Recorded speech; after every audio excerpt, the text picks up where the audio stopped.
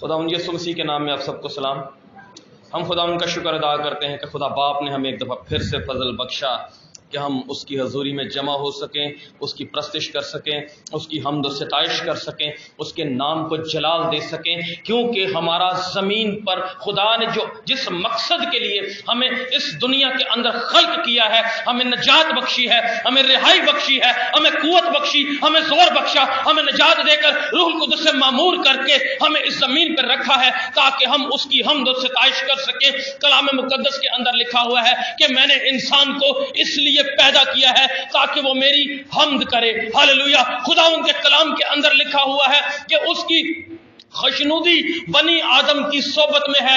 جب ہم اس خدا کی، جب ہم اپنے خالق کی، جب ہم اپنے خداوند کی پرستش حمد و ستائش کرتے ہیں، جب ہم اس کے نام سے جمع ہوتے ہیں تو وہ ہمارے بیچ میں آ جاتا ہے، اور جب وہ ہمارے بیچ میں آتا ہے تو وہ ہماری زندگیوں کو برکت دیتا ہے۔ جب ہم اپنے آپ کو اس کے سپرد کرتے ہیں تو وہ ہم پر رحم کیے بغیر نہیں رہ سکتا۔ سارا جلال اس کے نام کو۔ ہاللویا، آمین۔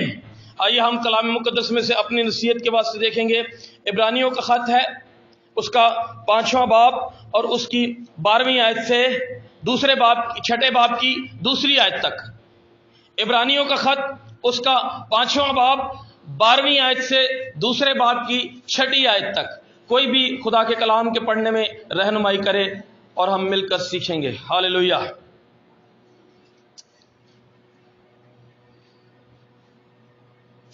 خداوند کے کلام میں لکھا ہے، وقت کے خیال سے تو تمہیں استاد ہونا چاہیے تھا، مگر اب اس بات کی حاجت ہے کہ کوئی شخص خدا کے کلام کی ابتدائی اصول تمہیں پھر سکھائے، اور سخت غذا کی جگہ تمہیں دودھ پینے کی حاجت پڑ گئی، کیونکہ دودھ پیتے ہوئے کو راست بازی کے کلام کا تجربہ نہیں ہوتا، اس لیے کہ وہ بچہ ہے، اور سخت غذا پوری عمر والوں کے لیے ہوتی ہے، جن کے آواز کام کرتے کرتے نیک و بد میں امتیاز کرنے کے لیے تیز ہو گئے ہیں۔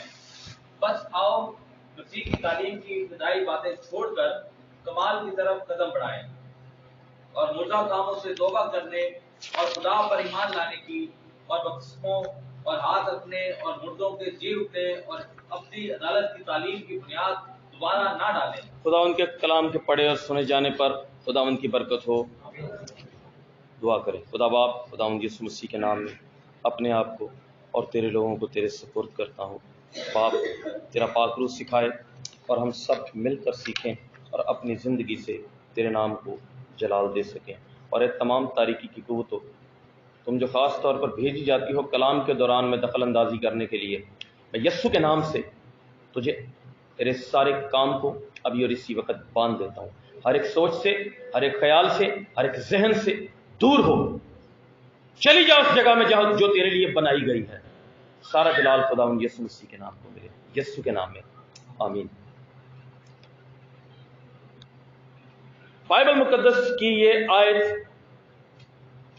عبرانیوں کا خط، اس کا 5واں باب اور 12ویں آیت جو ہم نے پڑھی ہے، یہاں پر لکھا ہوا ہے کہ وقت کے خیال سے تو تمہیں استاد ہونا چاہیے تھا۔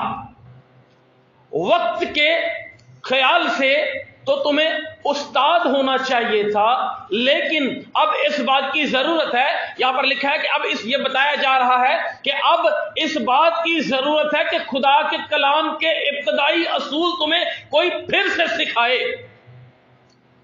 یہاں پر اس آیت کے اندر جو لفظ ہمارے پاس ہے کہ وقت کے خیال سے تو تمہیں استاد ہونا چاہیے تھا، اب لفظ ذرا ہم چاہیے پر غور کریں گے، یہ اس کا کیا مطلب ہے کہ وقت کے اعتبار سے یا وقت کے خیال سے، وقت کے لحاظ سے تو تمہیں استاد ہونا چاہیے تھا۔ اس لفظ چاہیے پر غور کرتے ہوئے ہم آگے بڑھتے چلے جائیں گے اور خدا کے کلام کو سیکھنے کی، سمجھنے کی کوشش کریں گے۔ یہاں پر لفظ چاہیے جو ہے، یہ یونانی زبان کے اندر لفظ فیلوس سے لیا گیا ہے، اور فیلوس کا مطلب ہے ذمہ داری، ذمہ داری اور اخلاقی فرض اور ضرورت یہاں پر اس آیت کو جب ہم پڑھیں اصل زبان میں تو اس کا مطلب یہ بنتا ہے کہ تمہارا یہ اخلاقی فرض تھا، تمہارا یہ اخلاقی فرض تھا کہ جیسے جیسے وقت گزرا تم استاد ہوتے، تمہاری یہ ذمہ داری تھی کہ جیسے جیسے وقت گزرا تم استاد ہوتے۔ کیوں استاد ہوتے؟ اس کلیسیا کے بارے میں، عبرانیوں کی جو کلیسیا ہے یہ وہ لوگ تھے جو یہودیت سے مسیحیت میں منتقل ہوئے تھے یا تبدیل ہوئے تھے، جنہوں نے خداوند یسوع مسیح کو قبول کیا تھا۔ ان کو عبرانیوں کا مصنف، عبرانیوں کے مصنف کے بارے میں واضح نہیں ہے کہ عبرانیوں کا مصنف کون تھا۔ بعض لوگ کہتے ہیں کہ یہ مقدس پولس رسول تھے، بعض لوگ یہ کہتے ہیں کہ یہ مقدس برناباس تھا، کیونکہ برناباس کا اس کتاب کے اندر سگنیچر موجود ہے۔ اس لیے یہ خط جو ہے یہ برناباس نے عبرانی کی کلیسیا کو لکھا، یعنی کہ ان لوگوں کو جو مسیحیت میں، جو اسرائیل جو یہودیت سے مسیحیت کے اندر داخل ہوئے تھے یا مسیحیت کو جنہوں نے قبول کیا تھا، یہ خط ان کو لکھا گیا اور ان کے بارے میں بتایا گیا ہے۔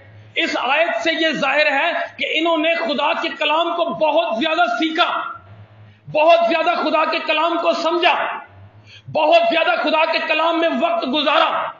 ان میں خدا کے کلام کے استاد بھی تھے، خدا کے کلام کو گہرائی سے سمجھنے والے بھی تھے۔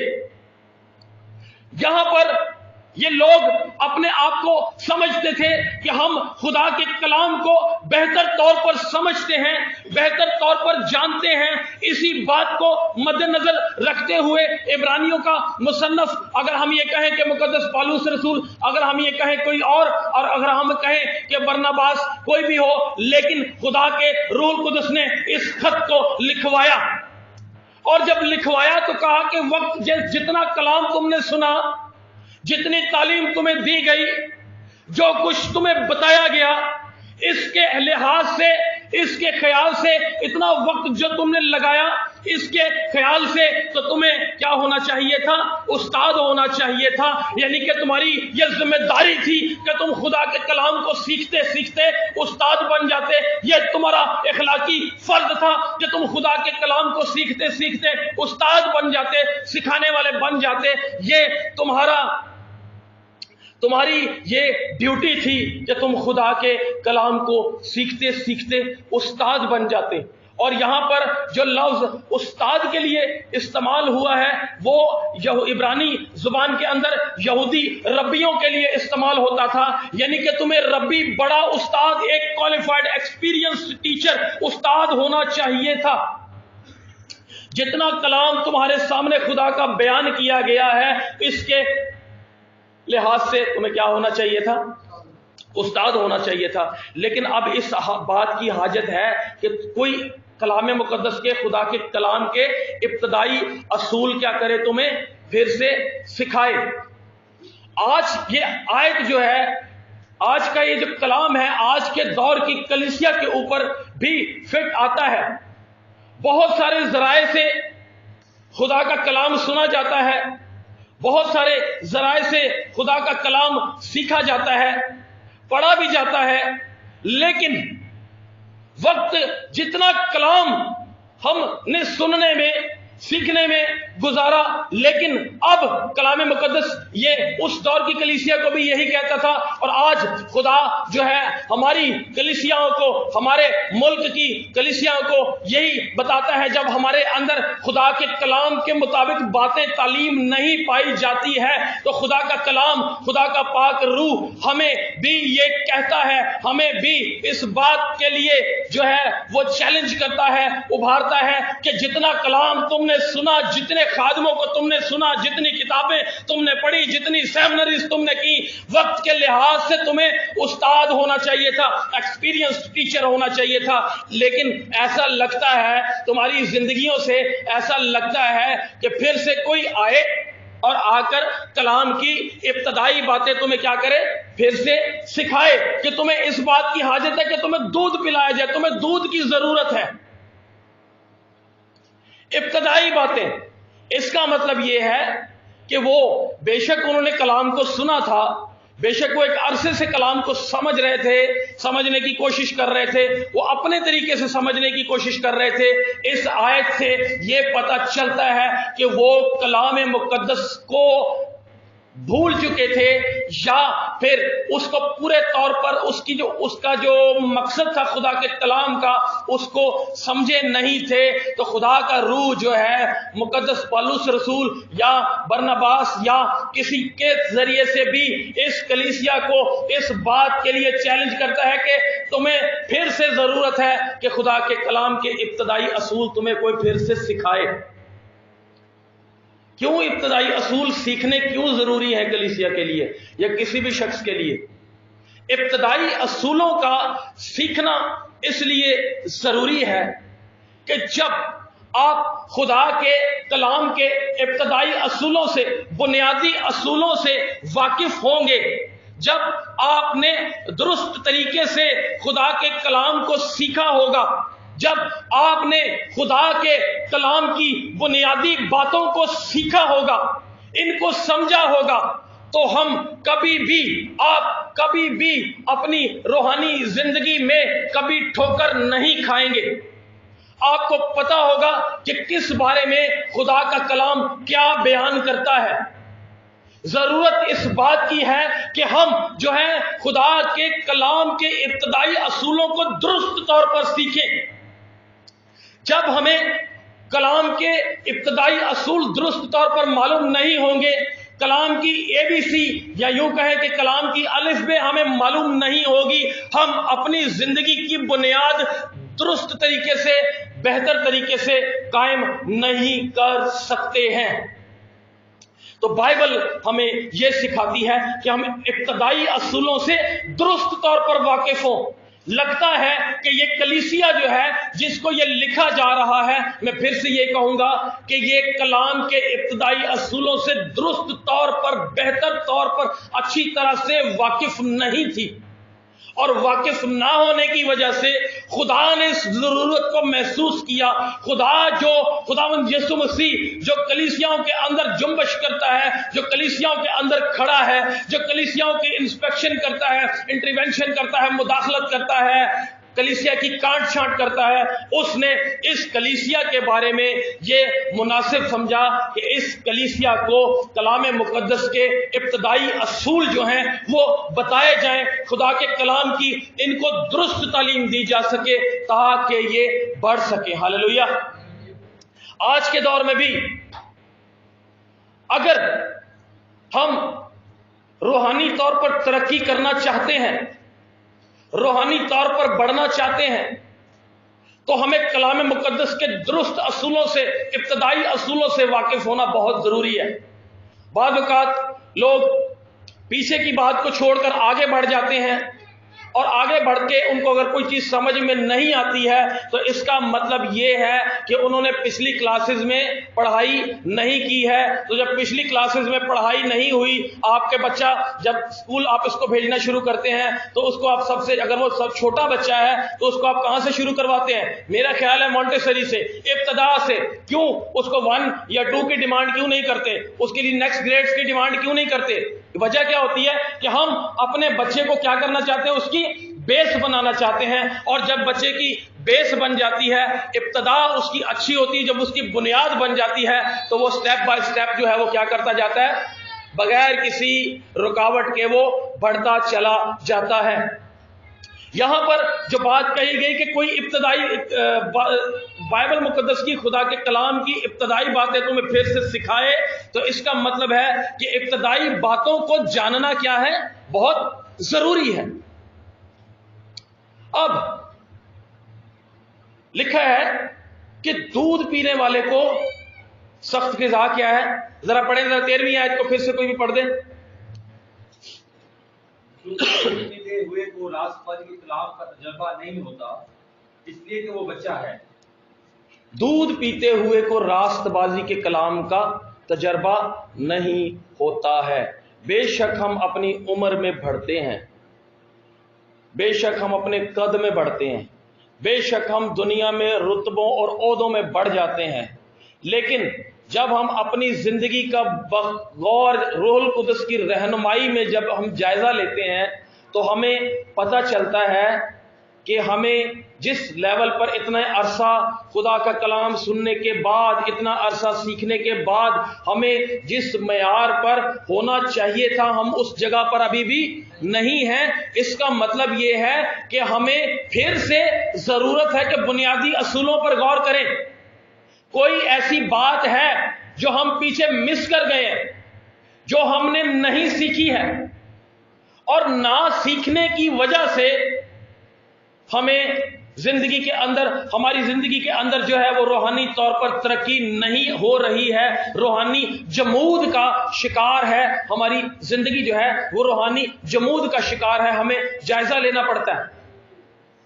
اتنا عرصہ خداوند میں رہنے کے باوجود، اتنا عرصہ خدا کی عبادت پرستش کرنے کے باوجود ہمیں سالوں سال گزر جاتے ہیں، لیکن ہماری زندگی کے اندر بچپنا رہتا ہے، ہماری زندگی کے اندر بچپنا بچوں جیسی باتیں رہتی ہیں، ہماری زندگی کے اندر اسپرچل میچورٹی، روحانی بلوغت نہیں آتی ہے۔ ہم دیکھ سکتے ہیں، میں اپنی زندگی پر غور کر سکتا ہوں، مجھے ذرا سی بات پر غصہ آ جاتا ہے، چھوٹی چھوٹی باتوں پر میرے دل کے اندر نفرت پیدا ہو جاتی ہے، چھوٹی چھوٹی باتوں کو میں بڑا بنا لیتا ہوں، میں ذرا سی بات پر جھگڑ پڑتا ہوں، میں ذرا سی بات پر ناراض ہو جاتا ہوں، میرے اندر چھوٹی چھوٹی باتوں پر مخالفت پائی جاتی ہے۔ تو اس کا مطلب یہ ہے کہ اگر یہ باتیں میری زندگی کے اندر موجود ہیں تو میری روحانی ترقی خود ہی بول دیں نہیں ہوئی ہے۔ وقت کے لحاظ سے، کلام سننے کے لحاظ سے جس معیار پر مجھے ہونا چاہیے تھا میں نہیں ہوں۔ میں کلیسیا میں بزرگ تو ہوں، میں کلیسیا میں بزرگا تو ہوں، لیکن میرا کام کیا ہے؟ کیا میں صلح کروانے والا ہوں؟ کیا میں جھگڑے کروانے والا ہوں؟ کیا میں فساد کروانے والا ہوں؟ یا میں سب کو اکٹھا کر کے لے کر چلنے والا ہوں کیونکہ میں کلیسیا کے اندر بزرگ ہوں؟ کہ کیوں میں کلیسیا کے اندر میرا ایک عہدہ ہے، میں کلیسیا میں دعا کرنے والی ہوں، میں کلیسیا میں پرستش کرنے والی ہوں، مجھے دوسروں کو پرستش کے بارے میں سکھانا ہے، مجھے دوسروں کو خدا کی حضوری کے بارے میں سکھانا ہے، میری زندگی سے پتہ چل جائے گا کہ میں نے کیا کرنا ہے، مجھے شیطان کے ساتھ لڑنا سکھانا ہے دوسروں کو، میں کیا کر رہا ہوں۔ ہم اپنی زندگیوں پر جب غور کرتے ہیں تو پھر یہ باتیں، جو دنیاوی باتیں اگر ہمارے اندر ہیں، ہماری پوری زندگی میں کلام کی جھلک کہیں نظر نہیں آتی ہے، اگر آتی ہے تو صرف اپنے مطلب کا کلام ہمیں یاد ہے۔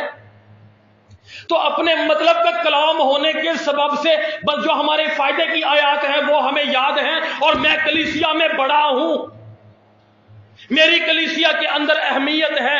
تو یاد رکھیں، خدا کا روح القدس یہ کہہ رہا ہے کہ راست بازی کے کلام کا تجربہ بچے کو نہیں ہوتا، دودھ پیتے ہوئے کو نہیں ہوتا۔ آج بھی ضرورت اس بات کی ہے کہ تمہیں بنیادی اصولوں سے واقف کرایا جائے۔ تمہیں بنیادی اصولوں سے جب واقف کرایا جائے گا، جب تم بنیادی اصول سیکھ جاؤ گے، جب تم بنیادی اصولوں پر عمل کرو گے، تب ہی تم روحانی ترقی کر سکو گے۔ ہم اپنی زندگیوں کا بخوبی جائزہ لے سکتے ہیں کہ میرا اسپرچل سٹیٹس کیا ہے، میرا روحانی معیار کیا ہے۔ مجھے اتنا عرصہ ہو گیا ہے، 3 درخت جب لگایا، درخت جب بڑا ہوتا ہے تو کہا، جو بزرگ کہتے ہیں کہ 3 سے 4 سال لگتے ہیں اس کو جو نا پھل دینے میں۔ میں کتنا پرانا درخت ہوں، مجھ میں کتنا پھل ہے، یہ ہمیں اپنی زندگی کے اندر دیکھنا ہے۔ اور آگے ہم چلیں تو لکھا ہے کہ راست بازی کے کلام کا تجربہ کس کو ہوتا ہے؟ دودھ پیتے ہوئے کو نہیں ہوتا۔ جب آپ کی روحانی زندگی میں جمود ہے، جب ہماری روحانی زندگی ایک جگہ پر جمی ہوئی ہے، تو یہ راست بازی کا جو کلام ہے، ہمیں اس کے بارے میں معلوم ہی نہیں ہے کہ یہ راست بازی کا کلام کیا ہے۔ ہم نہیں جانتے ہیں کہ راست بازی کا کلام کیا ہے، کیونکہ ہم ابھی کیا ہیں، بچے ہیں، اور بچے کو دودھ کی ضرورت ہوتی ہے، راست بازی کے کلام کی ضرورت ابھی اس کو نہیں ہے، جب تک کہ اس کا کیا نہ ہو جائے، تجربہ نہ ہو جائے، جب تک وہ بڑھ نہ جائے۔ پولس رسول اپنے بارے میں بہت کچھ کہتے ہیں۔ خدا میں مضبوط یہ شخص اپنے بارے میں کہتا ہے کہ جب میں بچہ تھا تو کیا کرتا تھا، بچوں کی طرح بولتا تھا، بچوں کی سی سمجھ تھی، لیکن اب یہ روحانی سٹیٹس ہے، اب مجھے آئینہ میں دھندلا سا دکھائی دیتا ہے۔ یہ ہمارا روحانی معیار ہے کلام مقدس کے اندر، جہاں تک ہمیں پہنچنا ہے، ہمیں آگے کی دنیا دکھائی دے، ہمیں روحانی عالم کے اندر کچھ دکھائی دے۔ یہ جب دکھائی دے گا جب ہمیں اپنا آپ دیکھنا بند ہو جائے گا، جب ہم اپنے آپ کو دیکھنا بند کر دیں گے۔ ہاللیلویہ۔ کلام مقدس کے اندر لکھا ہے، اب ہم ابتدائی باتیں جو ہیں وہ دیکھیں گے کہ کلام مقدس کے مطابق ابتدائی باتیں ہیں کون سی، لیکن اس سے پہلے ذرا 14ویں آیت کا مطالعہ کریں۔ 14ویں آیت کو ذرا ایک دفعہ پھر سے پڑھیے۔ اور سخت غذا پوری عمر والوں کے لیے ہوتی ہے، جن کی آواز کام کرتے کرتے نیک و بد میں امتیاز کرنے کے لیے تیز ہو گئے ہیں۔ ہاللیلویہ۔ سخت غذا کن لوگوں کے لیے ہے؟ پوری عمر والوں کے لیے، یعنی کہ جو اسپرچولی گرو کر رہے ہیں، جو روحانی طور پر بڑھ رہے ہیں، ان کے لیے ان کی سخت غذا ہے۔ اور جن کے حواس کیا کرتے کام کرتے کرتے کیا ہو گئے ہیں، نیکو بد کے امتیاز کے لیے کیا ہو گئے ہیں، تیز ہو گئے ہیں۔ نیکو بد کے امتیاز کے لیے، یعنی کہ نیکو بد کی پہچان کے لیے تیز ہو گئے ہیں، کام کرتے کرتے۔ یہاں پر لفظ ہمارے پاس کام ہے، کنگ جیمز کے اندر میں صبح دیکھ رہا تھا، اس کو پریکٹس ہے، پریکٹس کرتے کرتے۔ کس چیز کی؟ کلام کی پریکٹس۔ اب کلام کی پریکٹس کیا ہے؟ کلام کو پڑھنا، کلام پر عمل کرنا، خدا کے ساتھ لگاؤ رکھنا، اپنے اندر سے گندگی، ناپاکی کو، نفرتوں کو نکال کر کلام پر چلنا۔ کچھ بھی کہے کوئی، کچھ بھی کہے، مجھے کلام پر چلنا ہے۔ تو یہاں پر پریکٹس کے لیے، کام کے لیے جو لفظ استعمال ہوا ہے وہ یہ ہے کہ جس طرح سے پہلوان دوڑ میں، یا پہلوان یا دوڑ میں دوڑنے والا ریس میں بھاگنے والا، دوڑنے والا کیا کرتا ہے؟ اپنے جسم پر سے ہر وہ غیر ضروری لباس کو ہٹاتا ہے تاکہ اس کو دوڑنے میں مشکل پیش نہ آئے۔ جب ہم کلام کی پریکٹس کرتے ہیں تو ہمیں اپنے جسم پر سے، اپنی زندگی پر سے ہر اس لباس کو اتارنا ہوگا جو ہماری زندگی میں، روحانی زندگی کو بڑھنے میں رکاوٹ پیدا کرتا ہے، اور ہمیں وہ لباس پہننا ہوگا جس کو پہن کر ہم روحانی طور پر دوڑ سکتے ہیں۔ تبھی ہم پریکٹس کرتے جائیں گے، ہماری پریکٹس بہتر ہوتی جائے گی، اور ہم اس قابل ہوں گے کہ راست بازی کا کلام خدا سے حاصل کر سکیں۔ ہاللیلویہ۔ ہر وہ غیر ضروری لباس وہ دوڑنے والا اتارتا ہے، اور صرف وہی اس کو رکھنا ہے جو دوڑ کے اندر اس کی مدد کر سکے۔ ہم دوڑ میں پیچھے کیوں ہیں؟ کیونکہ ہمارے اوپر روح القدس کہہ رہا ہے کہ بڑا بوجھ ہے۔ یہ بوجھ کسی بھی طرح کا ہو سکتا ہے، یہ بوجھ کسی بھی طرح کا ہو سکتا ہے۔ میرے بھائی، میری بہن، میری بیٹی، میرے عزیز، آج خدا کا روح یہ کہہ رہا ہے کہ مجھے اپنی زندگی میں پریکٹس کے لیے، بہتر پریکٹس کے لیے اس بوجھ کو اتارنا ہے، اور جب میں بوجھ اتار دوں گا تو میں ہلکا ہو جاؤں گا، اور جب میں ہلکا ہو جاؤں گا تو میں دوڑ میں صبر سے دوڑ سکوں گا۔ ہاللیلویہ، آمین۔ اب ٹائم کو بھی ذرا دیکھ لیں۔ اوکے، اگلے باب کی، چھٹے باب کی پہلی آیت کیا لکھا ہے؟ ذرا پڑھیے، چھٹے باب کی پہلی آیت۔ بس آؤ مسیح کی تعلیم کی ابتدائی باتیں چھوڑ کر کمال کی طرف قدم بڑھائیں، اور مردہ کاموں سے توبہ کرنے اور خدا پر ایمان لانے کی، اور بپتسموں اور ہاتھ رکھنے اور مردوں کے جی اٹھنے اور اپنی ذات کی تعلیم کی بنیاد دوبارہ نہ ڈالیں۔ ہاللیلویہ۔ اب یہاں پر کیا کہا؟ پیچھے ہم نے سیکھا کہ ضرورت اس بات کی ہے کہ کوئی ابتدائی باتوں کی تعلیم تو میں پھر سے کیا کرے۔ اب یہاں پر لکھا ہے کہ آؤ ابتدائی باتوں کو کیا کر کے، اس میں کوئی تضاد ہے؟ پہلے کہا جا رہا ہے ابتدائی باتیں سیکھو، اب کہہ رہا ہے کہ ابتدائی باتوں کو چھوڑ دو. یہ تضاد نہیں ہے. یہاں پر جو چھوڑنے کے لیے لفظ استعمال ہوا ہے وہ یہ ہے کہ نیکسٹ گریڈ کے اندر پہلے ابتدائی باتیں سیکھ لیں، اور جب اب ابتدائی باتوں کو سیکھ لیں تو ان کی بنیاد دوبارہ ان کی بنیاد نہ ڈالنی شروع کر دو. جیسے بپتسمہ ہے، اس کا مطلب ڈبونا ہے، تو کسی نے جھنڈا نکال لیا، تو کسی نے کچھ کسی نے چھٹا مارنا نکال لیا. روح القدس کا بپتسمہ کسی اور طریقے سے ہے، کسی نے کچھ اور کہہ دیا. توبہ کا طریقہ کار کچھ اور ہے، کسی نے کچھ اور کہہ دیا. تو یہ بنیاد اس کے بارے میں کہا گیا کہ دوبارہ نہ ڈالیں، بلکہ کس کی طرف بڑھیں؟ کمال کی طرف بڑھیں. یعنی کہ نیکسٹ گریڈ میں ابتدائی باتیں سیکھ لی. جس کلیسیا نے ابتدائی باتیں سیکھ لی اس کو پھر راست بازی کے کلام کی کیا ہے؟ ضرورت ہے. لیکن اب ہم ان ابتدائی باتوں میں سے گزر کر پھر خداوند کے فضل سے ہم کمال کی طرف بڑھتے چلے جائیں گے. یہاں پر جو بات ہے کہ سب سے پہلی ابتدائی باتیں کتنی ہیں یہاں پر؟ سب سے پہلی ہے توبہ، پھر اس کے بعد خدا پر ایمان، ہاتھ رکھنا، بپتسمہ، مردوں کے جی اٹھنا اور ابدی عدالت. 6 باتیں ہیں یہ. ان 6 باتوں کا یہ سمجھ لیں یہ بائبل کی ABC ہے.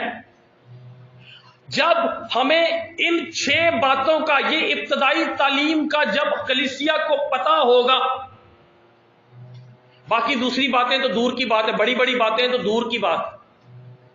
یہ 6 باتیں ان کی درست بائبل مقدس کے مطابق تعلیم جب ہماری زندگی کے اندر ہوگی، اور اس تعلیم کو جب ہم اپنی زندگی کے اندر قبول کریں گے، اس تعلیم کے مطابق جب ہم چلیں گے، پھر ہم روحانی طور پر کیا کرتے رہیں گے؟ ترقی کرتے جائیں گے. اور بائبل یہ کہہ رہی ہے کہ کمال کی طرف بڑھنا ہے. کس کی طرف بڑھنا ہے؟ کمال کی طرف بڑھنا ہے. تو پہلی بات کیا ہے؟ مردہ کاموں سے توبہ. توبہ کے بارے میں بہت سی تعلیمات موجود ہیں بائبل مقدس کے اندر. جب ہم دیکھتے ہیں خداوند یسوع مسیح کی زندگی کو، جب ہم خداوند یسوع مسیح کی زندگی کا مطالعہ کرتے ہیں، متی کی انجیل کے 4 باب کی 17ویں آیت، مرکز کی انجیل کا 1 باب اور اس کی 14ویں آیت، وہاں کیا لکھا ہے؟ خداوند یسوع مسیح نے اپنی خدمت کا جب آغاز کیا تو کس چیز کے منادی سے کیا؟ توبہ کے منادی سے کیا. ابتدائی باتیں سیکھ رہے ہیں ہم. میں یہ نہیں کہہ رہا کہ آپ کو پتہ نہیں ہے، بس خدا چاہتا ہے کہ ہم سیکھیں، تو پھر خدا کے آگے تو میں خاموش ہوں. خدا نے جو کلام مجھے دیا، میں 4:30 بجے سے اٹھا ہوں اور 9:30 پونے 10 بجے تک کلام کی تیاری کرتا رہا. اس لیے نہیں بتا رہا کہ میں بہت کلام پڑھتا ہوں، نہیں. جب خدا نے استعمال کرنا ہوتا ہے تو خدا اٹھا دیتا ہے. مجھے نہیں پتا کیوں. خدا نے چنا ہی اس لیے ہے کہ اس کے کلام کو بیان کیا جائے. بہرحال توبہ، خداوند یسوع مسیح نے اپنی زمینی خدمت کا جب آغاز کیا تو انہوں نے توبہ کی منادی کی. توبہ کرو. کیا کرو؟ توبہ کرو کہ آسمان کی بادشاہی کیا آ گئی ہے؟ نزدیک آ گئی ہے. خداوند یسوع مسیح نے کہا توبہ کرو. اگلی آیات جب ہم پڑھتے ہیں مرکز کی انجیل کے اندر، لوکا کی انجیل کے اندر، تو وہاں پر خداوند یسوع مسیح جو ہے وہ بتاتے ہیں کہ اگر تم توبہ نہ کرو گے تو کیا ہو جاؤ گے؟ اسی طرح سے ہلاک ہو جاؤ گے. اگر تم توبہ نہیں کرو گے، اگر تمہاری زندگی کے اندر توبہ نہیں ہوگی تو کیا ہو جاؤ گے؟ ہلاک. تو یہاں پر 2 باتیں ہیں، یا تو توبہ کر لو یا پھر کیا ہو جاؤ؟ ہلاک ہو جاؤ. خداوند یسوع مسیح نے کئی بار، کئی جگہ پر، غالباً لوکا کی انجیل کے 15ویں باب کی 7ویں آیت سے 10ویں آیت تک خداوند یسوع مسیح فرماتے ہیں کہ ایک شخص اگر زمین پر توبہ کرتا ہے، ایک توبہ کرتا ہے تو آسمان پر کیا ہوتی ہے؟ اس کے سبب سے زیادہ خوشی ہوتی ہے. توبہ، خداوند یسوع مسیح اس لفظ کو بار بار کیوں دہراتے ہیں؟ اس پیغام کی منادی خداوند یسوع مسیح کیوں کرتے ہیں؟ اس کے پیچھے ان کی جو لاجک ہے وہ کیا ہے؟ خداوند یسوع مسیح کا توبہ کے بارے میں मुनादी करने का सबब क्या है, क्या वजह है? खुदावंद यीशु मसीह कौन सा भेद है जो इस तौबा की मुनादी के वसीला से हम पर जाहिर करना चाहते, आयां करना चाहते हैं? जब हम इस लफ्ज तौबा पर, यहां पर खुदावंद यीशु मसीह जो तौबा की मुनादी कर रहे हैं, तो ये एडवाइस नहीं कर रहे हैं। खुदावंद यीशु मसीह ये नहीं कह रहे तौबा कर, अच्छा होता है तौबा करना, अच्छी बात है तौबा कर ले, ये नहीं कहा जा रहा। यहां पर खुदावंद यीशु मसीह का विलियम बार्कले लिखते हैं अपनी किताब द माइंड ऑफ क्राइस्ट के अंदर कि इसका मतलब है कि खुदावंद यीशु मसीह का जो अंदाज है ये हाकिमाना अंदाज है, वो हाकिम है, वो हुक्म देता है। खुदावंद यीशु मसीह जो है लोगों को हुक्म देता है कि वो क्या करे, तौबा करे, इंसानों को हुक्म देता है, एडवाइस नहीं कर रहा। इसलिए जिन कलीसियाओं के अंदर तौबा की तालीम नहीं है वो तादाद में तो बढ़ रही हैं, लेकिन रूहानी तौर पर वो पीछे, क्योंकि इब्तदाई बातों में पहला स्टेप ही, पहला पत्थर ही, उस पर बुनियाद रखने का जो पहला जो सतून है, पहला जो पत्थर है या कुछ भी आप कहें, जो बुनियाद है, वो कलीसियाओं के अंदर है ही नहीं है, जहां पर तौबा की मुनादी नहीं है। खुदावंद यीशु मसीह की जिंदगी पर गौर करने से पता चलता है कि खुदावंद यीशु मसीह की कोई वजह है, कोई मकसद है जो ये कह रहे हैं कि तौबा कर, अगर तौबा नहीं करोगे तो हलाक हो जाओगे। हम जरा थोड़ी देर के लिए इस मकसद को, इस वजह को, जो खुद इस भेद को जो खुदावंद यीशु मसीह कलाम मुकद्दस के अंदर हमें समझाना चाह रहे हैं, उसको हम समझने की कोशिश करेंगे। हालेलुया। कहे रूह पाक हमारी मदद कर, सब बोले रूहुल कुदस हमारी मदद कर। आमीन। खुदा का पाक रूह जब हमारी मदद करेगा, जब खुदा का पाक रूह हमारी मदद करता है तो हम सीखते हैं। यहां पर तौबा के लिए जो यूनानी लफ्ज है उसका मतलब है, दो मतलब है, लेकिन सबसे पहला मतलब जो यूनान के जो फिलोसोफर थे या यूनान के जो फलसफी थे उन्होंने ये निकाला, ये है सोच के बाद। क्या? सोच के बाद, यानी कि जब आपने कुछ सोच लिया, कोई इरादा आपने यहां पर मुसम्मम इरादा कर लिया, कोई ख्याल आपने बांध लिया कुछ करने से पहले, और वही जो आपने सोचा है फिर आपने वही करना है, और जो इससे पहले आप कर रहे थे अब आपने वो काम नहीं करना है। तो सोच के बाद आपने अब सोच लिया कि ये नहीं करना है, तो फिर उसके बाद जो अमल आप कर रहे हैं वो है सोच के बाद। दूसरा जो मतलब इसका जो आमतौर पर लिया जाता है वो है पलट जाना, एक तरफ से दूसरी तरफ को क्या कर लेना, फिर जाना, अपने रुख को बदल लेना। यानी जो सियासत में आजकल जो हमारा एक लफ्ज इस्तेमाल हो रहा है, कोई बताएगा क्या है? शाबाश, गुड, खुदावंद आपको बरकत दे। यू टर्न, एक तरफ से, यानी कि अगर हम तारीकी की तरफ, हम रूहानी तौर पर देखें, तारीकी की तरफ से अमाल की किताब के मुताबिक रोशनी की तरफ फिरना, शैतान की तरफ से खुदा की तरफ को फिर जाना, दुनिया की तरफ से खुदा की तरफ को फिर जाना। एक और मतलब भी है इसका, जहन की तब्दीली। तो वही बात आ गई ना, सोच के बाद आपने अब सोच लिया कि ये काम नहीं करना है, और उसके बाद का जो अमल होगा वो जो पहले जो बात आपने दोहराई उसको आप फिर से रिपीट नहीं करेंगे। ये है जहन की तब्दीली।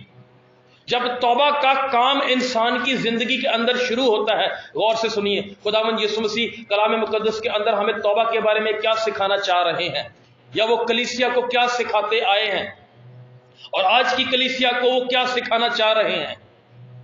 जब इंसान इस अमल में से गुजरता है, तौबा का अमल इंसान की जिंदगी के अंदर बड़ा अहम है।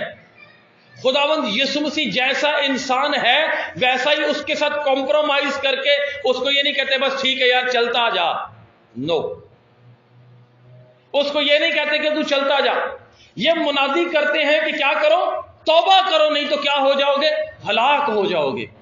तो तौबा का काम जब इंसान की जिंदगी के अंदर शुरू होता है तो सबसे पहली बात जो उसके अंदर आती है वो ये है कि जो कुछ मैं करता रहा हूं, जिन अकायद पर मैं चलता रहा हूं, जो काम मेरी जिंदगी के अंदर है, जो मैं करता रहा हूं, वो सारे के सारे गलतियों का मजमूआ है। وہ سارے کے سارے غلط.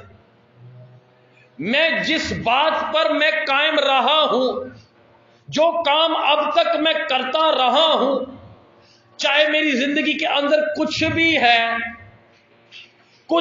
ہے، اس پر میں چلتا رہا ہوں، اس پر میں عمل کرتا رہا ہوں، وہ سارے کے سارے کیا ہیں؟ غلط. ذہن بدل گیا نا، سوچ بدل گئی نا. اب سوچ کے بعد یعنی کہ جو کچھ میں کرتا رہا ہوں وہ سارے کا سارا کیا ہے؟ غلط ہے. جو کچھ میں مانتا رہا ہوں، جو کچھ بھی میں اب تک آج تک کرتا آیا ہوں، وہ سارے کا سارا غلط ہے. میری زندگی کے اندر یہ غلطیوں کا مجموعہ ہے.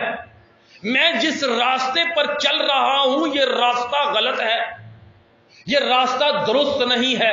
سو میں اس راستے کو آج سے کیا کرتا ہوں؟ چھوڑ دیتا ہوں. یہ توبہ کا ایک عمل. دوسرا عمل، اپنے گناہوں پر، اپنے کیے پر، جو کچھ ہم نے اپنی زندگی کے اندر گناہ کیے اس پر ہمیں ندامت کا احساس ہونا چاہیے. میں نے غلط کیا ہے، میں نے خاندان کے اندر جھگڑا کروا کر غلط کیا ہے، میں نے آپس میں لڑائی کروا کے غلط کیا ہے، میں نے اس کے ساتھ زیادتی کر کے غلط کیا ہے. میں اس کام سے کیا، مجھے اس غلطی کا کیا ہو گیا ہے؟ احساس ہو گیا ہے. میں شرمندہ ہوں اس غلطی پر، احساس ہو گیا ہے مجھے. تیسری بات، اپنی زندگی کے اندر جو بدلاؤ جو ہے، اپنی زندگی کے اندر ایک تبدیلی، ایک بدلاؤ جو ہے وہ ہمیں نظر آنا چاہیے. کس کو نظر آنا چاہیے؟ ہمیں. دوسروں کی بات بعد میں ہم کرتے، پہلے کس میں نظر ہمیں اپنی زندگی کے اندر، کیونکہ حقیقی توبہ کی ہے نا، سچی توبہ ہے نا، تو پھر ہمیں اپنی زندگی کے اندر تبدیلی روح القدس کی رہنمائی میں ہمیں دکھائی دے گی کہ یار میں خود سے کتنا بدل گیا ہوں. میں پہلے یہ کام کرتا تھا، اب میں نہیں کرتا ہوں. غور کرنا اپنی زندگی کے اندر کہاں کہاں میں نے اخلاقی اقدار کو پامال کیا ہے، کہاں کہاں میں نے بد اخلاقی کی ہے. چوتھی بات کہ اپنی زندگی کا پھر سے جائزہ لینا، اپنی سوچ، اپنے خیالات، اپنے کردار کے جو اپنی سوچ کے ہماری سوچ کے دھارے جو بدل گئے ہیں وہ ہمیں خود محسوس ہو.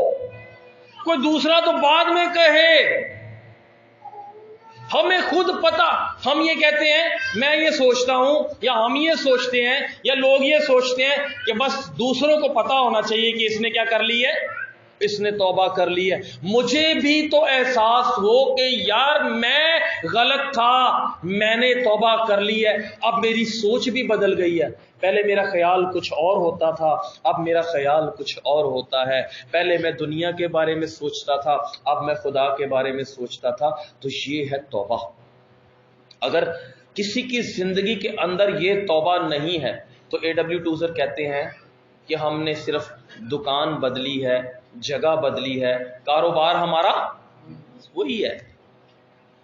پانی کے بارے میں وہ کہتے ہیں کہ پانی اگرچہ بھاپ بن جائے یا برف بن جائے لیکن آخر کو تو کیا ہے؟ پانی ہی ہے. کہے روح القدس میری مدد کر، سب کہے روح القدس ہماری مدد کر. مزے کی بات تو یہ ہے کہ پانی پانی نہ رہے، پانی پانی نہ رہے. آپ روح القدس آپ کی مدد کر رہا ہے؟ آمین.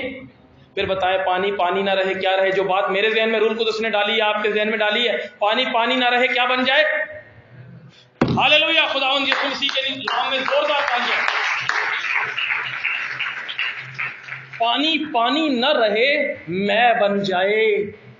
کسی رائٹر نے اس واقعے کے بارے میں جو خداوند یسوع مسیح کا جو معجزہ ہے اس کے بارے میں لکھا کہ پانی نے جب اپنے خالق کو دیکھا، پانی نے جب اپنے خالق کو دیکھا تو خوشی سے اپنا رنگ لال کر لیا. ہالیلویا. پانی نے جب اپنے خالق کو دیکھا تو ہم نے جب اپنے خالق کو دیکھا تو ہم نے اپنا رنگ کیسا کر لیا؟ ہم یہ کہتے ہیں کہ رنگ لیا، रंग दिया तूने मुझे अपने लहू में, रंग दिया तो फिर पानी ना रहे, लहू का क्या चढ़ जाए, रंग चढ़ जाए। और जब लहू का रंग चढ़ेगा तो गिलास के अंदर कोई ये नहीं कहेगा यार ये पानी है, और नहीं यार पानी नहीं है भाई मैं है, और नहीं भाई पानी है। क्या कहेंगे लोग? अरे भाई मैं ही है, क्योंकि रंग क्या है? लाल है। और रंग ही रंग ना रहे, मजा भी रहे। मैं खुदा का बड़ा शुक्र अदा करता हूं कि खुदा का कलाम बयान करते हुए खुदा जो है वो बरसाता रहता है। रंग अगर सिर्फ रंग ही रहे और उसके पास आकर टेस्ट किया जाए तो टेस्ट भी मैं ही जैसा हो। तेरी मैदा प्याला यीशु पीना, जैसे भाई अक्सर गवाही देते हैं कि पहले मैं पीता था, अब उसने ऐसी मैं पिला दी कि उसका नशा उतरता ही नहीं। हालेलुया, उसका नशा नहीं जाता। तो पानी पानी ना रहे, मैं बन जाए, ये है तौबा। एक बात आपको बता दूं, चाहे मैं हूं या आप या कोई भी हो, अगर ये बातें हमारी जिंदगी के अंदर नहीं है फिर हमारी जिंदगी में तौबा नहीं। या तो हम बैकस्लाइड हो गए हैं, वही बात कि हमने खुदा के कलाम को छोड़ दिया, या फिर हमने तौबा कभी की ही नहीं। खुदा के खादम का जो काम होता है वो लोगों को खुश करना नहीं, बल्कि अपने भेजने वाले को खुश करना है। हालेलुया। दूसरी बात जो कलाम मुकद्दस के अंदर लिखी है, मैं कोशिश करूंगा कि थोड़ा सा जल्दी जल्दी इसको बढ़ाऊं। पहली बात हमने क्या सीखी? किसके बारे में? तौबा। दूसरी बात मुर्दा कामों से तौबा, और खुदा पर ईमान। खुदा पर ईमान। यहूदियों को जब ये खत लिखा गया इब्रानियों को, तो वो निजात हासिल करने के लिए किस किस चीज पर ईमान रखते थे? सरकमसाइज, खतना, शरीयत, दयाकी और बहुत से काम। लेकिन जब खुदावंद यीशु मसीह में आ गए तो यहां पर लिखा कि सिर्फ और सिर्फ किस पर ईमान? खुदा पर ईमान। बाइबल मुकद्दस हमें ये बताती है कि सिर्फ और सिर्फ खुदावंद यीशु मसीह ही है। खुदावंद यीशु मसीह पर, सिर्फ और सिर्फ खुदावंद यीशु मसीह पर ईमान लाकर हम हमेशा की जिंदगी में दाखिल हो सकते हैं। इसके साथ बाइबल मुकद्दस किसी अच्छे काम को नहीं जोड़ती है। मैं आपसे कह दूं, फिर से कहता हूं कि अगर आप इस ईमान के साथ कुछ और भी जोड़ोगे कि जी मेरे अच्छे काम भी इसमें शामिल हैं, मेरी नेकियां भी निजात के काम में शामिल है, खुले अल्फाजों में कह रहा हूं, जहन्नम में चले जाओगे। खुदावंद यीशु मसीह का कफारा इतना अहम है, इतना खास है कि इसको किसी चीज की जरूरत नहीं है। इस कुर्बानी के अंदर इतनी कामलियत है, इतनी नहीं कहूंगा, कामलियत का मतलब ही कामलियत है तो बस, फिर कामलियत का कोई पैमाना नहीं है। खुदावंद यीशु मसीह की कुर्बानी के अंदर कामलियत है। इस वजह से उसके साथ हम किसी और चीज को शामिल नहीं कर सकते। हमें करना क्या है? खुदावंद यीशु मसीह पर क्या लाना पड़ता है? ईमान लाना पड़ता है। और खुदावंद यीशु मसीह पर ईमान लाना हमें निजात देता है। और एक औरत से कुछ अरसा पहले मेरी बहस हो रही थी और उसने कहा कि मेरा ये फार्मूला है, ईमान प्लस अमाल इज इक्वल टू हमेशा की जिंदगी। रॉन्ग, टोटली रॉन्ग, गलत। ईमान और बस ईमान, और खुदावंद यीशु मसीह पर ईमान, और खुदावंद यीशु मसीह पर ईमान, हमेशा की जिंदगी। कफारा इतना कामिल है कि आप इसके अंदर कुछ भी शामिल नहीं कर सकते। इसके अंदर किसी चीज की कमी रह नहीं गई है कि आप अपनी अच्छाइयां इसमें शामिल करते फिरो। रास्त बात ठहराने का अमल, निजात देने का अमल पूरा का पूरा खुदा के पास है। इस पर किसी का कोई काम नहीं है। हां, ईमान लाने के बाद अपनी जिंदगी से जाहिर करना है कि मैंने खुदावंद यीशु मसीह पर मैं क्या लाया हूं? ईमान लाया हूं। जैसे कि तौबा मैंने बताया, वो जाहिर करेगी इस बात को कि आप निजात याफ्ता हैं। अमाल आपको निजात नहीं दे सकते हैं। अच्छे काम बाद में हैं, अच्छे काम हमारी तकदीस के लिए हैं। نجات صرف اور صرف کس پر ایمان لانے سے ہے؟ خدا پر، خداوند یسوع مسیح پر ایمان لانے سے ہے۔ اس میں آپ اپنی کوئی نیکی شامل نہیں کر سکتے۔ حوالہ چاہیے؟ لکھ لیجئے، افسیوں کا خط 2 باب 8ویں اور 9ویں آیت، کوئی نکالے جلدی سے پڑھ دے تاکہ ایک پوائنٹ میں آپ کے ساتھ اور شیئر کر سکوں۔ افسیوں کا خط 2 باب اس کی 8ویں اور 9ویں آیت۔ کیونکہ تم کو ایمان کے وسیلہ سے فضل ہی سے نجات ملی ہے، اور یہ تمہاری طرف سے نہیں، خدا کی بخشش ہے، اور نامال کے سبب سے ہے تاکہ کوئی فخر نہ کرے۔ ہاللیلویہ۔ یہاں لکھا ہے کہ بس تمہیں کس کے وسیلے سے نجات ملی ہے؟ ایمان کے وسیلے سے، فضل سے۔ آپ پر فضل ہوا ہے، آپ پر خدا کی مہربانی ہوئی ہے، خدا آپ پر مہربان ہوا ہے، خدا ہم پر مہربان ہوا ہے، کیونکہ لکھا ہے نا کہ خدا کی مہربانی تجھے توبہ کی طرف کیا کرتی ہے؟ مائل کرتی ہے۔ اس میں خدا کا ہاتھ ہے۔ آپ کا کام ہے، صرف آپ نے کیا کرنا ہے؟ ایمان لانا ہے۔ تو ہم ایمان لانے سے کیا ہمیں کیا مل جاتی ہے؟ نجات مل جاتی ہے۔ اعمال کے سبب سے کہیں لکھا ہوا ہے کہ اعمال سے ہے؟ وہ جو یعقوب کے اندر لکھی ہوئی ہے نا اعمال کی بات، کہ میں ایمان کے بغیر مردہ ہے، ایمان اعمال کے بغیر، وہ بات کچھ اور ہے۔ اس کا نجات کے ساتھ کوئی تعلق نہیں ہے۔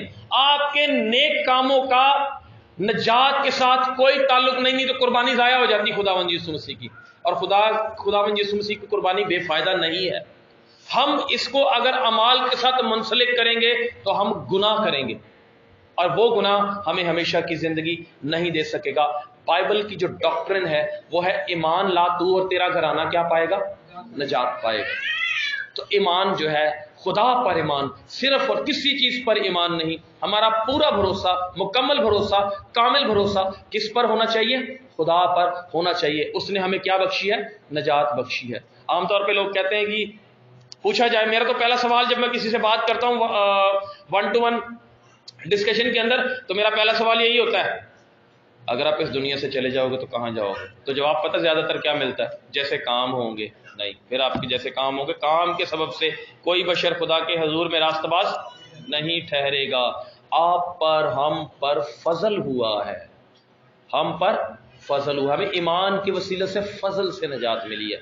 ہمیں صرف اور صرف، یہودیت کے اندر بہت سارے نظریات تھے، رسومات تھیں، ختنہ تھا، قربانیاں تھیں، وہ سمجھتے تھے، یا وہ اس بات کو نجات کے لیے جو ہے وہ یہ تعلیم دیتے تھے، یا ان کے پاس یہ تعلیم تھی۔ خداوند یسوع مسیح میں صرف اور صرف ایمان لانا، ایمان لا، تو ہمیں درست تعلیم جب ہمارے پاس ہوگی، ہم کنفیوز نہیں ہوں گے کہ یار اس دنیا سے میری آنکھ بند ہوگی تو میں نے جانا کہاں ہے؟ ہمیشہ کی زندگی۔ جب خدا نے آپ کو ہمیشہ کی زندگی دے دی ہے تو اگر وہ واپس لیتا ہے تو اس کا مطلب ہے کہ وہ ہمیشہ کی نہیں تھی، وہ تو دے کے اس نے لے لی، پھر ہمیشہ کی کہاں سے ہوئی؟ یسوع نے کیا کہا کہ میں اس لیے آیا کہ وہ زندگی پائیں اور کثرت سے پائیں، ہمیشہ کی زندگی۔ اس میں زندگی تھی، اور وہ زندگی آدمیوں کا نور تھی۔ تو وہاں پر جو اس میں زندگی تھی نا، تو وہاں پر لفظ استعمال ہوا ہے زوئے۔ زوئے کا مطلب ہے ہمیشہ کی زندگی، اس میں ہمیشہ کی زندگی تھی۔ ہاللیلویہ۔ تو خدا پر ایمان، اس بات کو ذہن سے نکال دو۔ اچھے کام کرنے ضروری ہیں تقدیس کے لیے، نجات سے کوئی تعلق نہیں۔ اب اگلی جو بات ہے وہ ہے ہاتھ رکھنا اور بپتسمہ۔ اس کی بات میں بھی نہیں کر رہا، میں بات کر رہا ہوں اس سے اگلے کی، مردوں کی قیامت۔ جی بھائی ذرا یہ آیت کو، دوسری آیت کو ذرا پڑھ دیجئے گا۔ اور بپتسموں اور ہاتھ رکھنے اور مردوں کے جی اٹھنے اور اپنی ذات کی تعلیم کی بنیاد دوبارہ نہ ڈالیں۔ اب جو اگلی بات ہے، آئندہ آنے والے وقت میں ہم ان جو 3 رہ جائیں گے ان پر بھی غور کریں گے۔ اگلی جو بات ہے وہ ہے مردوں کے جی اٹھنے۔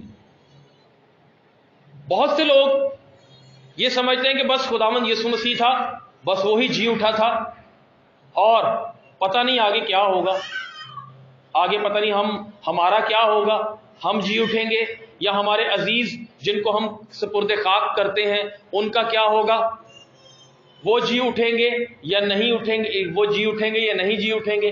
تو بائبل مقدس جو ہے ان کے بارے میں بھی کہتی ہے۔ آپ کو پتہ ہے کہ کتنی قیامتیں ہوں گی مردوں کی؟ کتنی طرح سے مردے جی اٹھیں گے؟ کسی کو پتہ ہے کتنی طرح سے؟ 3 طرح سے۔ کتنی طرح سے؟ 3 طرح سے۔ پہلے وہ جو مسیح میں نکالی تسلنیکیوں کا پہلا خط، اس کا 4 باب اور اس کی 15-16 آیت.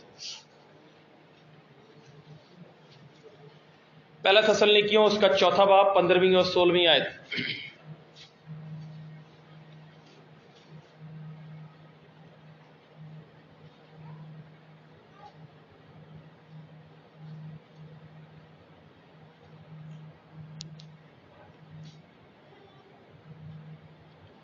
جی کوئی بھی پڑھ دے. پہلا تسلنیکیوں 4:15-16، یہ تو بڑی مشہور آیت ہے. جی بھائی پڑھ دیں. چنانچہ ہم تم سے خداوند کے کلام کے مطابق کہتے ہیں کہ ہم جو زندہ ہے اور خداوند کے آنے تک باقی رہیں گے سوئے ہوئوں سے ہرگز آگے نہ بڑھیں گے، کیونکہ خداوند خود آسمان سے للکار اور مقرر فرشتے کی آواز اور خدا کے نصیحت کے ساتھ اتر آئے گا، اور پہلے تو وہ جو مسیح میں ہوئے جی اٹھیں گے. ہاللیلویہ.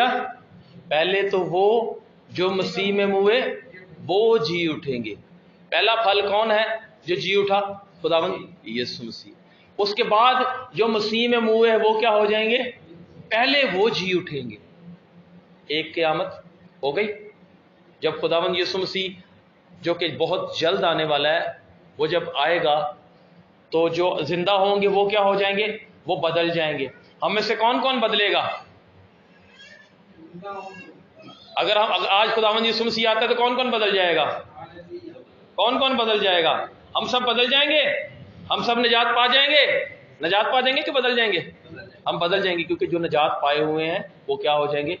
بدل جائیں گے. وہ تبدیل ہو جائیں گے، ان کو روحانی لباس مل جائے گا. یہ اسپرچل باڈی کے بارے میں بھی کبھی خداوند نے فضل بخشا تو ان کے بارے میں میں آپ کو بتاؤں گا کہ یہ روحانی بدن کیا ہوتا ہے. اچھا، پہلے جو مسیح میں ہوئے وہ جی اٹھیں گے، ٹھیک ہے، وہ زندہ ہو جائیں گے، پہلی قیامت. دوسرے وہ لوگ جو کلیسیا کے اٹھائے جانے کے بعد جو جب حیوان وہ مخالف مسیح اس دنیا کے اندر ظاہر ہوگا. یاد رکھیے یہ بھی بڑی غلط تعلیم جو ہے وہ جاری ہے چرچز کے اندر یا مختلف جگہوں پہ. کبھی کسی نے پوپ کو مخالف مسیح بنا دیا، کبھی کسی نے بنا دیا ابھی مخالف. جب تک جو ہے کلیسیا زمین پر ہے اینٹی کرائسٹ نہیں آئے گا. اس کے لیے سٹیج تیار ہو رہا ہے، وقت قریب ہے. جب ریپچر ہوگا تب مخالف مسیح ظاہر ہوگا. اور اس دور میں بھی جنہوں نے اس دور میں کلیسیا کے دور میں جنہوں نے خداوند یسوع مسیح کو قبول نہیں کیا وہ مصیبت کا دور ہوگا. اس دور میں بھی منادی ہوگی، اس دور میں بھی کلام ہوگا، لیکن وہ دور بڑی مصیبت کا ہوگا. اس میں 2 باتیں ہوں گی، یا تو ابلیس کی چھاپ لے لو یا پھر کیا کر لو، اپنے سر کو قلم کرواؤ. بڑی غلط تعلیمات ہیں. اس دور میں پھر دوسری قیامت جو ہوگی، اس دور میں جو خداوند یسوع مسیح کے نام کی خاطر دکھ اٹھائیں گے، جس میں قوم بنی اسرائیل بھی ہوگی، جن کے دل ابھی اس وقت سخت کیے گئے ہیں. ہمیں کلام مقدس کی تھیولوجی کو جو ہے وہ سمجھنا ضروری ہے. وہ حصہ سخت کیا گیا کس کی خاطر؟ تاکہ ہم کیا ہو جائیں، ہم اس بادشاہی کے اندر، ہم اس زیتون کا درخت جو ہے وہ اس کے اندر ہم پیوست کیے گئے ہیں. وہ حصہ سخت کیا گیا ہے. کون سا؟ قوم بنی اسرائیل کا جو حصہ ہے وہ سخت کیا گیا ہے. غیر قوموں میں اب انجیل کی منادی ہو رہی ہے. وہ قوم خدا نے چھوڑی نہیں ہے، ان کو چھوڑا نہیں ہے. زکریا کی کتاب ذرا دیکھیں، 12واں باب اس کی 9ویں اور 10ویں آیت ذرا جلدی سے. زکریا نبی کی کتاب اس کا 12واں باب 9ویں اور 10ویں آیت. اگر آیت یہی ہے تو میرا خیال ہے کہ یہی ہے. زکریا ملاکی سے پہلے. اور میں اس روز یروشلم کی سب مخالف قوموں کی ہلاکت کا قصد کروں گا، اور میں داؤد کے گھرانے اور یروشلم کے باشندوں پر فضل اور مناجات کی روح نازل کروں گا، اور وہ اس پر جس کو انہوں نے چھیدا ہے نظر کریں گے اور اس کے لیے ماتم کریں گے، جیسا کوئی اپنے اکلوتے کے لیے کرتا ہے. ہاللیلویہ. تو یہاں پر کیا لکھا ہے؟ خدا نے اسرائیل کو چھوڑا نہیں ہے. اگر چھوڑ دیا ہوتا تو نیست ہو چکا ہوتا. آج لوگ ان سے خوف کھاتے ہیں کیونکہ خدا ان کے ساتھ. کب ہوگا یہ؟ لکھا ہے کہ میں ان پر کیا نازل کروں گا؟ مناجات کی روح نازل کروں گا، جس کو انہوں نے کیا کیا تھا؟ چھیدا تھا، خداوند یسوع مسیح کے ساتھ انہوں نے کیا کیا؟ غیر قوموں کے حوالے کیا، رومیوں کے حوالے کیا، اس کو مصلوب کروایا، چھیدا، اور وہ اس کے لیے ایسے ماتم کریں گے جیسے کوئی اپنے اکلوتے کے لیے کرتا ہے۔ روح القدس کا گہرا مسا، ایسا مسا جو ان کو اس بات پر ملامت کرے گا۔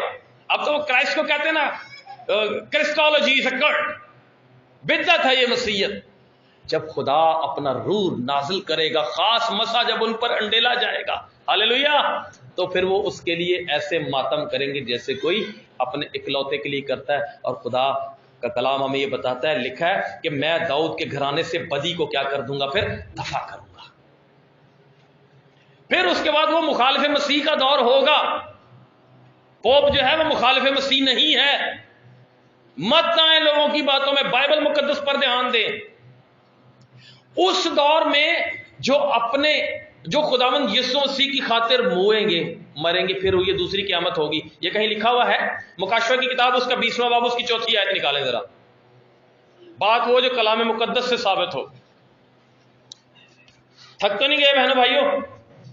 بول دیا کریں نا تو مجھے تسلی ہوتی ہے ذرا۔ ہاللیلویہ، آمین۔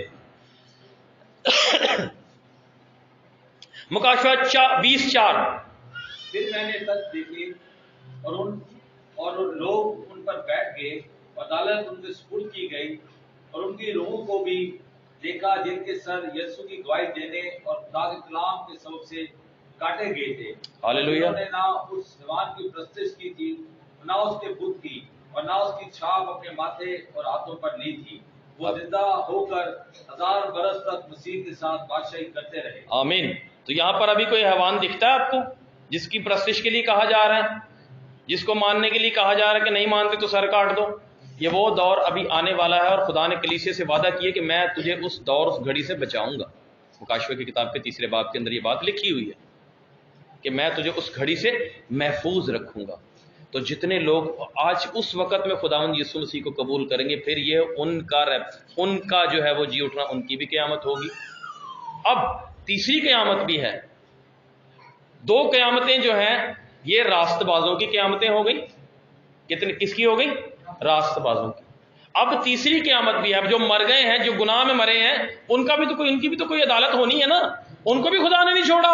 خدا کسی کو نہیں چھوڑتا۔ ہم پڑھتے نہیں ہیں، ہمیں پتہ نہیں ہے، وہ ایک الگ بات ہے۔ خدا نہیں چھوڑتا کسی کو، سب کچھ کرتا ہے وہ، اور اس نے کیا کرنا ہے۔ وہ لوگ بھی دانیل کی کتاب کے اندر لکھا ہے کہ کچھ رسوائی، کچھ ذلت کے لیے اور کچھ اس کے لیے عزت کے لیے، دونوں ہی زندہ ہوں گے۔ لیکن اس سے بات نہیں بنتی۔ ادھر ایک آیت پڑھ کے پھر وہ آیت پڑھتے ہیں خداوند یسوع مسیح نے جو کہی ہے۔ یوحنا کی انجیل اس کا 5واں باب، اور ذرا اس کی 29ویں آیت پڑھیں۔ مقدس یوحنا رسول کی انجیل 5واں باب اور 29ویں آیت، 29 کہہ لیں، 29 کہہ لیں، 29 کہہ لیں، بہرحال کچھ بھی کہہ لیں، پڑھ دیں اس آیت کو۔ جنہوں نے نیکی کی ہے زندگی کی قیامت کے واسطے، اور جنہوں نے بدی کی ہے سزا کی قیامت کے واسطے۔ ہاللیلویہ۔ جنہوں نے نیکی کی ہے زندگی کی قیامت کے واسطے، اور جنہوں نے بدی کی ہے وہ کس کی قیامت کے واسطے؟ سزا کی قیامت کی۔ کوئی نہیں بچے گا۔ خدا مر گئے، ان کی زندگیاں ختم ہو گئی، بدی ہمیں، برے لوگ جو جتنے مر گئے ہمیں دکھائی نہیں دے رہے، وہ بچیں گے نہیں، ان کو خدا بلائے گا۔ ذرا نکالیں نا مکاشفہ کی کتاب، اس کا 20ویں باب کی 15ویں آیت۔ اور جس کسی کا نام کتاب حیات میں لکھا ہوا، اس سے پیچھے چلے جائیں، تھوڑا سا پیچھے چلے جائیں ذرا۔ کون سی آیت سے پڑھا آپ نے؟ 15ویں آیت سے، 13ویں آیت سے پڑھیں۔ اور سمندر نے اپنے اندر کے مردوں کو دے دیا۔ اس سے پیچھے چلے جائیں تھوڑا سا۔ پھر میں نے ایک بڑا سفید تخت یس، اور اس کو جو اس پر بیٹھا ہوا تھا دیکھا، جس کے سامنے سے زمین اور آسمان بھاگ گئے، اور انہیں کہیں جگہ نہ ملی۔ پھر میں نے چھوٹے بڑے سب مردوں کو اس تخت کے سامنے کھڑے ہوئے دیکھا، اور کتابیں کھولی گئیں۔ پھر ایک اور کتاب کھولی گئی، یعنی کتاب حیات، اور جس طرح ان کتابوں میں لکھا ہوا تھا ان کے اعمال کے مطابق مردوں کا انصاف کیا گیا۔ جی آگے چلیں۔ اور سمندر نے اپنے اندر کے مردوں کو دے دیا، موت اور عالم ارواح نے اپنے اندر کے مردوں کو دے دیا، اور ان میں سے ہر ایک کے اعمال کے موافق اس کا انصاف کیا گیا۔ پھر موت اور عالم ارواح کی آگ کی جھیل میں ڈالے گئے۔ یہ آگ کی جھیل دوسری موت ہے۔ جس کسی کا نام کتاب حیات میں لکھا ہوا نہ ملا، وہ آگ کی جھیل میں ڈالا گیا۔ ہاللیلویہ۔ No hallelujah.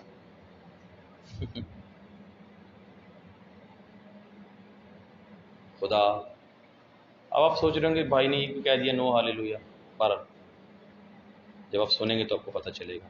हर बात में खुदावंद की तारीफ हो, लेकिन जब हम इंसान हैं, हम ये देखते हैं कि हमारे अजीज वो लोग जो इतनी खतरनाक, उन्होंने गलत ज़िंदगी गुजारी और फिर उनका जो अंजाम होगा, तो हम बाज़ औक़ात खुदा से क्या हो जाते हैं, नाराज़ हो जाते हैं। खुदावंद ऐसा क्यों? इसकी वजह ये थी। अब यहाँ पर हमने पढ़ा कि कौन से कलर का ये तख्त है जी? सफ़ेद तख्त। और जितने सफ़ेद तख्त के पास जाएंगे, सफ़ेद तख्त की अदालत में जितने जाएंगे उनमें से कोई भी बचने वाला नहीं है। और जब सफ़ेद तख्त की अदालत लगी तो ज़मीन आसमान खुदा के सामने से क्या हो गया, लिखा भाग गए। ज़मीन भी भाग गई, आसमान भी भाग गए। ये क्या हुआ? फिर उसके बाद लिखा है समंदर ने हर किस्म के छोटे और बड़े मुर्दे, समंदर ने जितने समंदर के अंदर डूब के मर गए, जब खुदा का हुक्म हुआ समंदर ने अपने मुर्दे क्या कर दिए, उसको दे दिए। ये ले, ये तेरा है, ये तेरी मखलूक है, कुछ भी छुपा हुआ नहीं है। आलमे अरवा इंग्लिश में है हेल, जहन्नम के अंदर भी जो है मुर्दे। अभी जो खुदावंद यीशु मसीह के बगैर मरता है वो तो अबदी सजा के अंदर वो गया। जब आखिरी ये अदालत है, सफ़ेद तख्त की जब अदालत हो रही है, तो उस जहन्नम ने भी, आलमे अरवा ने भी अपने मुर्दे क्या कर दिए, उसमें से खुदा के सपुर्द। ज़मीन ने भी अपने मुर्दे, हर एक जहां जहां किसी को मार कर, किसी गुनाहगार ने किसी गुनाहगार को मार कर गाड़ कर छुपा दिया है, खुदा तलब करने वाला है, वो किसी को नहीं छोड़ता, वो किसी को नहीं बख्शेगा। और जिसका नाम किताबे हयात में लिखा हुआ न मिला, वो आग और गंधक की झील में डाला गया। और ये आग और गंधक की झील, ये दूसरी मौत है। बस उसके बाद फिर कहानी खत्म हो जाती है, फिर कुछ भी बाकी नहीं रह जाता है। तो ये बाइबल मुकद्दस की तालीम है। जब हम दुरुस्त बातों से, आपको पता है, समझ में आ रहा है कि इब्तदाई बातों में कितनी गहराई है या नहीं? जब इब्तदाई बातें पूरे तौर पर हम सीखे हुए होंगे, हमारी जिंदगियों के अंदर होंगी, तो हम खुदा के कलाम में बढ़ते जाएंगे, रूहानी तौर पर तरक्की करते जाएंगे। अपनी जिंदगियों के अंदर जब बुनियाद सही होगी, दुरुस्त फैसले करते जाएंगे, दुरुस्त फैसले होंगे हमारे वसीले से दूसरे बरकत पाएंगे, हमें खुदा का खौफ होगा, हमें खुदा का डर होगा। आइंदा आने वाले वक्त में भी जो 3 रह गए हैं, और खास तौर पे अब्दी अदालत का जो मजमून है, ये बड़ा इंटरेस्टिंग है। इसके बारे में, सफ़ेद तख्त के बारे में, और मसीह की अदालत, ये 2 अदालतें हैं। मसीह की अदालत एक अलग है, सफ़ेद तख्त वाली जो है अलग है। इसके बारे में कभी हम जो है वो बात करेंगे। लेकिन आज के लिए इतना ही कि हम खुदा के कलाम में पढ़ें, हम अपनी ज़िंदगी की पुरानी बातों को तर्क करके वो प्रैक्टिस, जब प्रैक्टिस हमने करनी है तो अपनी, जिस तरह से एक दौड़ में दौड़ने वाला कैसे अपने हर उस चीज को जो उसके लिए बोझ है दौड़ने में, उसको क्या करता है, वो दूर करता है, ताकि दौड़ में सब्र से दौड़ सके। तो हमें दौड़ में सब्र से दौड़ना है और अपनी जिंदगी से हर एक लम्हा, हर एक पल खुदा के नाम को जलाल देना है। हालेलुया। खुदा हम सबको बरकत बख्शे।